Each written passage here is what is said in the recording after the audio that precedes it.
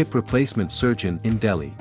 The hip joint is crucial for mobility, but factors like aging, arthritis, and injuries can cause pain and reduced function. Hip replacement surgery comes to the rescue. Procedure. The procedure involves 3 key steps. First, the damaged cartilage and bone are removed from the hip joint.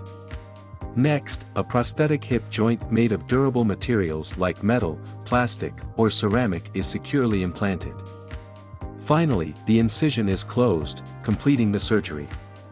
Advanced surgical techniques and minimally invasive approaches have reduced both the incision size and recovery time.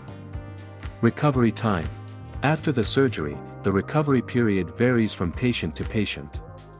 Most people spend a few days in the hospital for monitoring and initial rehabilitation.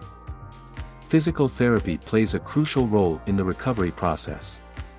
Patients gradually regain strength, flexibility, and mobility through tailored exercises that are designed to suit their specific needs. Benefits. Now, let's talk about the benefits of hip replacement surgery. Pain relief.